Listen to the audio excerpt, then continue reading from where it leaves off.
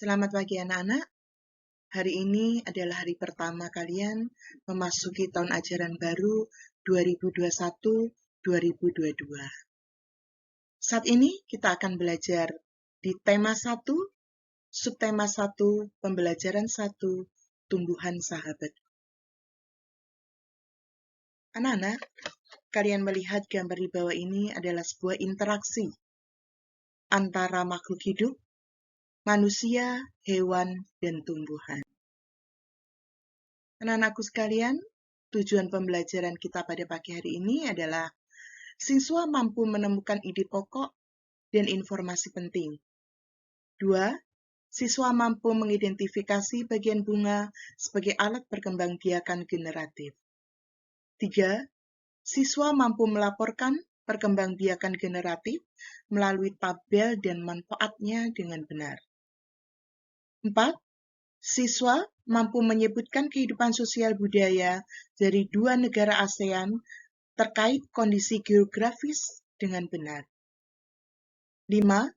Siswa mampu menulis laporan tentang perbedaan sosial budaya dari 2 negara terkait dengan kondisi geografis dengan benar melalui diagram Venn.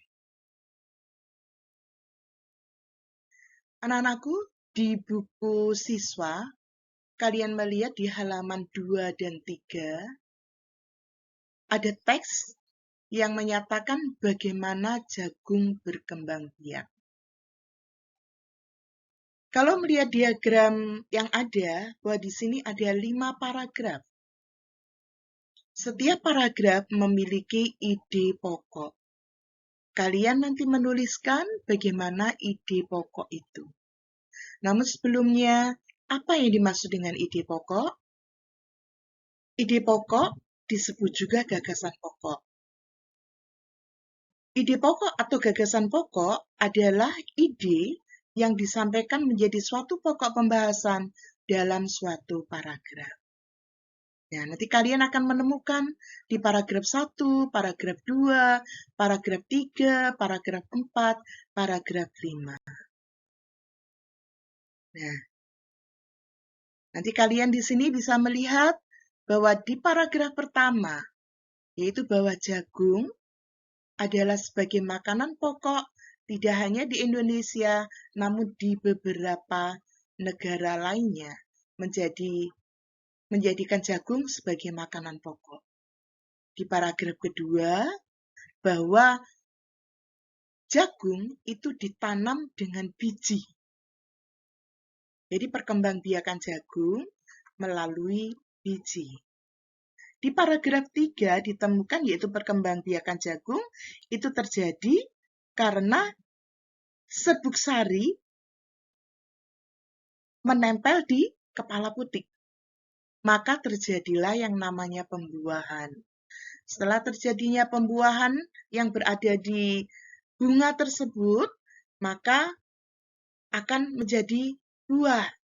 Nah, buah itulah nanti yang akan menghasilkan biji, kemudian berputar lagi, bahwa bijinya akan ditanam, akan berkembang biak lagi.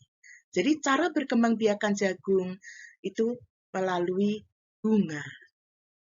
Nah, anak-anakku sekalian, ketika kita berbicara masalah perkembang biakan, kalian melihat tanaman jagung itu berkembang biak melalui bunga. Kalian masih ingat pada saat di kelas 4 bahwa bagian-bagian bunga inilah yang akan menghasilkan pembuahan. Nah, di kelas 6 ini kita akan belajar tentang perkembangbiakan, yaitu secara generatif dan secara vegetatif. Perkembangbiakan generatif pada tumbuhan diawali dengan melekatnya serbuk sari ke kepala putik yang disebut dengan penyerbukan. Jadi apa anak-anak yang dimaksud dengan perkembangbiakan generatif? Perkembangbiakan generatif yaitu atau terjadi secara kawin, terjadinya melalui proses penyerbukan dan pembuahan. Perkembangbiakan generatif pada tumbuhan diawali dengan penyerbukan, yaitu melekatnya atau jatuhnya serbuk sari ke kepala putik.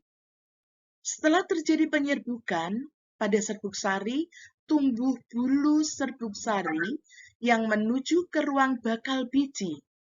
Kemudian serbuk sari akan masuk ke ruang bakal biji melalui bulu serbuk sari. Di dalam ruang bakal biji terjadi pembuahan, yaitu peleburan serbuk sari atau yang disebut juga dengan sel kelamin jantan. Jadi serbuk sari disebut juga dengan sel kelamin jantan atau spermatozoid.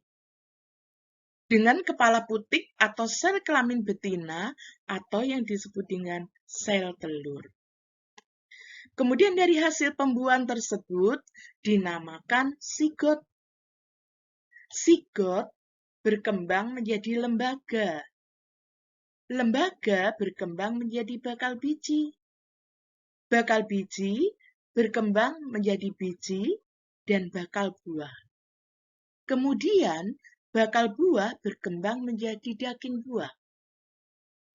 Lembaga yang berada di dalam biji merupakan calon tumbuhan baru.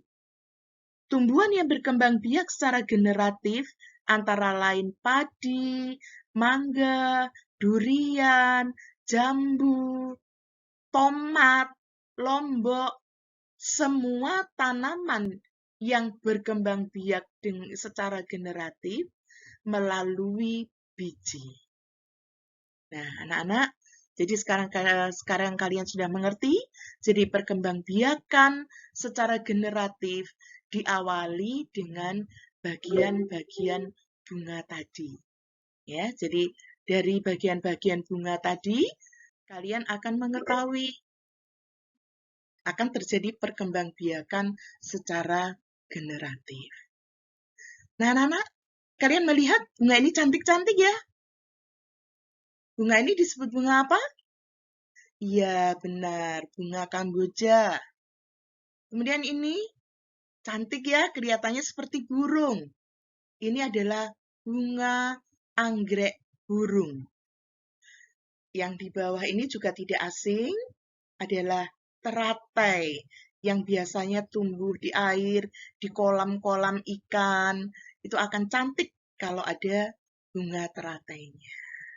Nah, anak-anak, apakah bunga-bunga tersebut hanya ada di Indonesia saja? Tidak. Di negara Laos, bunga kamboja sama dengan di Indonesia.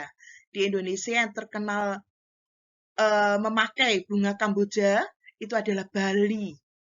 Karena di Bali bunga kamboja ini adalah sebagai dekorasi keagamaan gitu ya, dekorasi upacara keagamaan.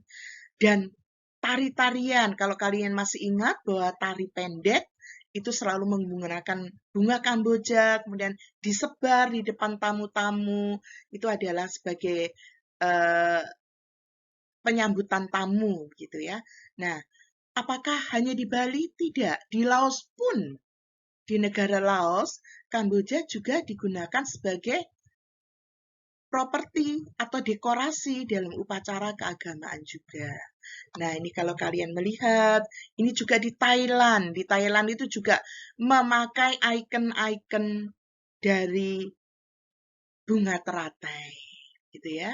Sedangkan bunga anggrek ini pun di seluruh Asia, di Asia Tenggara juga banyak sekali bunga-bunga atau macam-macam bunga teratai. Jadi bunga-bunga ini tidak hanya di Indonesia.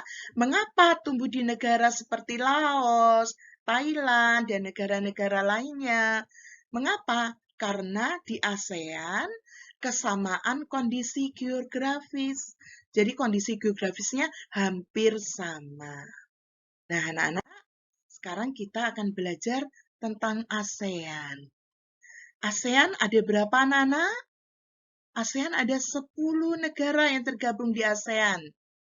Nah, kalian bisa lihat nanti, kalian bisa mempelajari bahwa di teks ASEAN, kalian pelajari di buku halaman 7-14 yang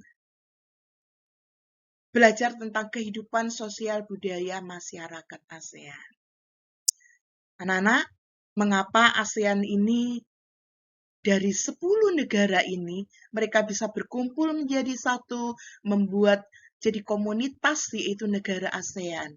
Mengapa? Karena kehidupan sosial budaya masyarakatnya juga hampir sama, geografisnya hampir sama, dan mereka dari 10 negara ini hampir mempunyai kesamaan, yaitu pernah dijajah oleh negara Eropa.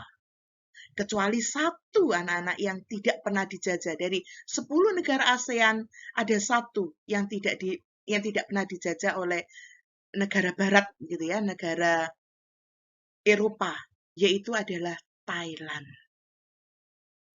Kemudian kapan negara ASEAN ini mereka membuat satu komunitas?